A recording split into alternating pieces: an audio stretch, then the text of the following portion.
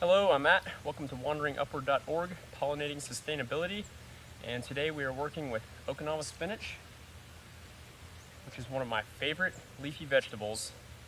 If you live in a temperate climate, not temperate, if you live somewhere like Florida, which is somewhere between tropical and subtropical, then this is one of the greatest greens that I've come across. The reason is because they are, well, let me show you a little piece here. This is what it looks like. It's got a purple underside of the leaf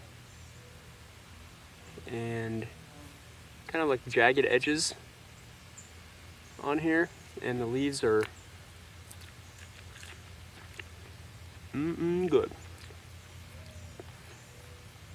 And not only can you eat them fresh and put them in salads, they're also good cooked in any kind of soup, all kinds of stuff. So, and the greatest thing about them is that they grow right through the summer. They actually do the best in the summer in Florida. And I've seen them thrive up in Georgia during the winter.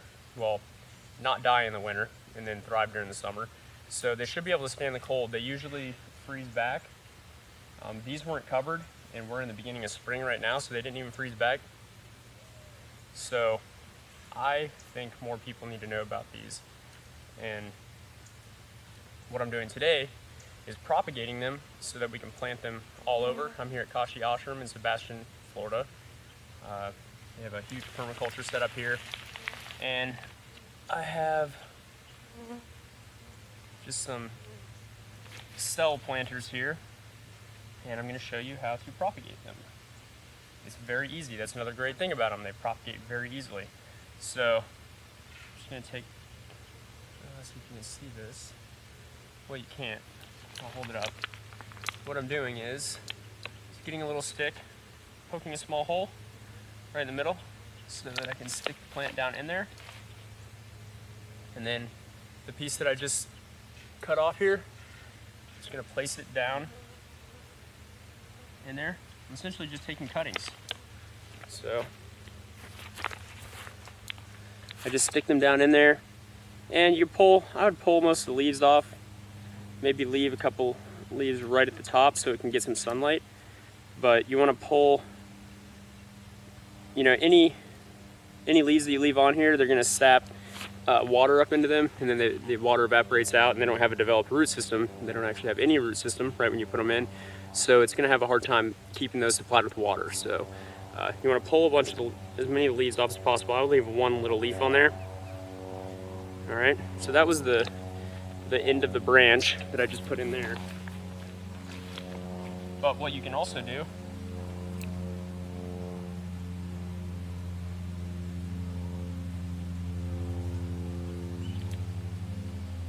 is you take a larger piece of the branch, and I'm going to point the camera down here. Okay.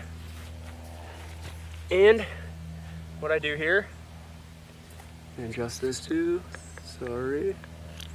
Okay. So what I'm going to do here is each of these clumps of leaves comes off a little spot here, and I'm just going to give it, you want 2 nodes. I'm going to call this a node, and I'm going to call this a node. So you want 2 nodes at least to go in the ground. I'm going to give this one 3. So we end up with this, and then I'm going to cut all these leaves off, and even this big leaf here I'm going to cut off, and what I'm going to leave is that one little sprout coming off of the top node. So you want to cut it right above, can you see that? Is it too blurry? There you go. You want to cut it right above a node so that you have a little leaf coming out right at the top. And then, can you see here? Yep. I'm just going to stick it in. And I just do that again. And I go up, where are we at here? Go up 2 nodes.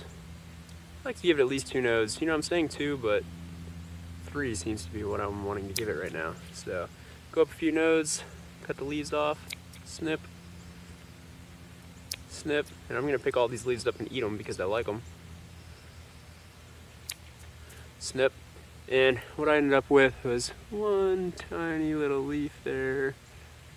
I don't know if you can see it. There's a little bitty leaf coming out, and he's gonna be the happy leaf that starts the new plant.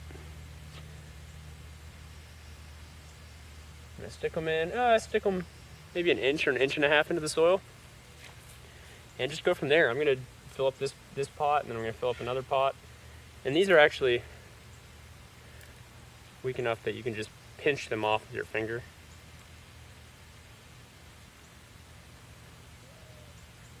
All right.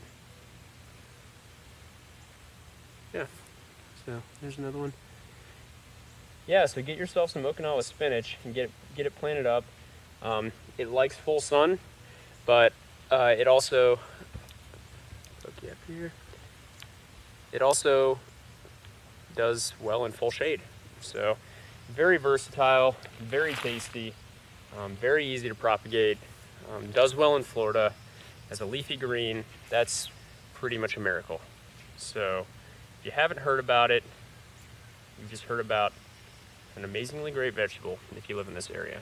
So if you don't know where to get any, comment me. Go to WanderingUpward.org.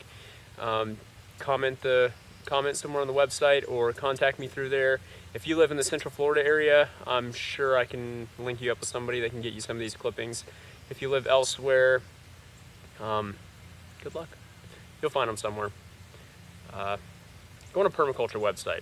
Go to meetup.com and look for permaculture groups. You'll find people with Okinawa spinach. So thank you for joining, and I'll see all of you in the future videos coming up soon. At the Kashi Ashram right now. I'll be here for another 3 weeks, and then it's off on the trip. But I'm going to be documenting a lot more of the stuff that we're doing here. We got a goat. We got a symbiotic goat chicken pen that has a cool guard dog and the solar powered electric fence and fans that we're installing. So I'll walk you guys through that and all kinds of other stuff. So make sure to stay tuned. Love you guys.